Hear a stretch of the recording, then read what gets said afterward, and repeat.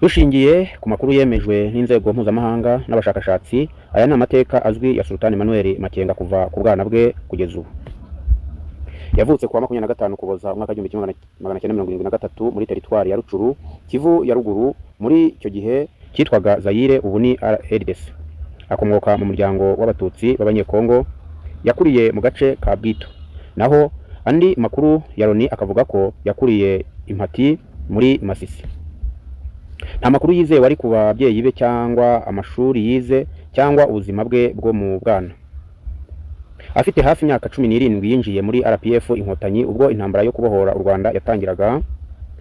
Yarwanye mu ntambara yo mu Rwanda kugeza jenoside yakorewe abatutsi ihagaritswe mu mwaka w'1994. Yazamuwe agera ku ipeti rya Serija, ibintu bitari bisanzwe ku munyekongo wari muri RPF. Abamuzi bavuga ko yari umuhanga mu gutegura ibico cyangwa se ambush. Yinjiye muri AFDR, yafashije Laurent Désiré Kabila gukuraho ubutegetsi bwa Mobutu mu mwaka w'1997. Yaje kugirana amakimbirane n'abayobozi be, arafungwa ku kirwa cya Iwawa mu Rwanda imyaka runaka mbere yo kurekurwa. Nyuma yo kurekurwa yinjiye muri RCD Goma, yarazamuwe ava ku ipeti rya kapiteni agera kuri major. Yarwanye mu bice byinshi bya Katanga n'Iburasirazuba bwa Kongo. Yakomerekeye ku rugamba, bikavugwa ko ariyo mpamvu akunze kugenda yifashishije inkoni. Mu mwaka w'2003 yinjiye mu ngabo za leta ya Kongo FARDC. Muri 2007 yavuye muri FARDC ajya muri CNDP ya Laurent Nkunda. Yabaye umwe mu bayobozi bakomeye ba CNDP ndetse yungiriza Bosco Ntaganda mu bikorwa bya gisirikare. Mu mwaka w'2009 nyuma y'amasezerano yasubiye muri FARDC. Mu mwaka w'2010 ipeti rya koloneli yemejwe ku mugaragaro. Mu 2012 yanze amabwiriza ya FARDC maze ava mu gisirikare agirwa umugaba mukuru wa M23. Mu Gushyingo mu mwaka w'2012 M23 ifata umujyi wa Goma. Loni n'ibindi bihugu bimufatira ibihano bimushinja uruhare mu kwinjiza abana mu gisirikare n'ibindi byaha by'intambara. We n'umutwe ayoboye bahakanye byinshi muri ibyo birego. M23 itsindwa n'ingabo za Kongo zifashishijwe na brigade ya Loni. Makenga n'abarwanyi benshi bahungira muri Uganda. Yakomeje kuba umwe mu bayobozi ba M23 nubwo ibikorwa byayo byari byaragabanutse. Mu mpera za 2021 M23 yongeye gufata intwaro. Makenga akomeje kuba umugaba mukuru w'igisirikare w'uwo mutwe. Mu mwaka w'2025 M23 yafashe Goma n'ibindi bice byinshi byo muri Kivu ya ruguru n'iya Majyepfo. Mu kiganiro yigeze gutanga yavuze ko afite umugore n'abana 3. Ntajya akunda gutanga ibiganiro byinshi cyangwa gutangaza amakuru y'umuryango we. Avuga cyane Ikinyarwanda n'Igiswahili, Igifaransa akivuga ku rugero ruto cyane. Byatangajwe n'abamwanditseho.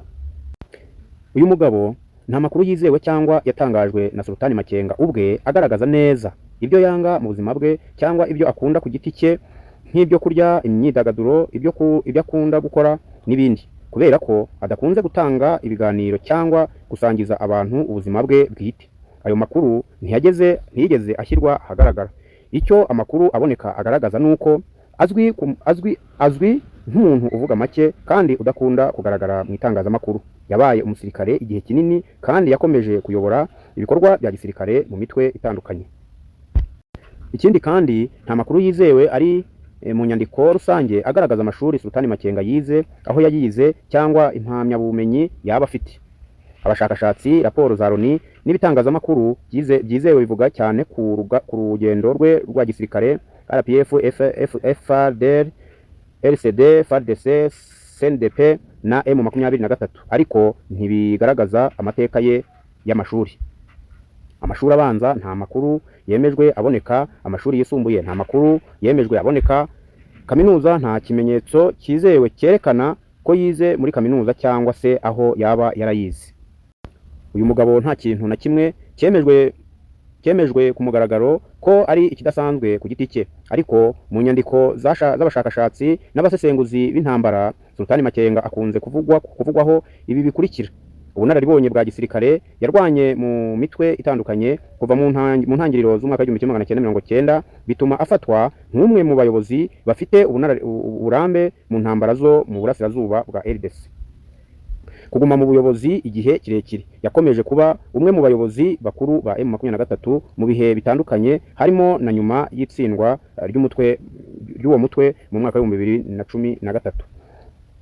Kuvuga make no kutagaragara cyane mu itangazamakuru, ntakunze gutanga ibiganiro cyangwa kugaragara mu ruhame ugereranyije n'abandi bayobozi b'imitwe yitwaje intwaro.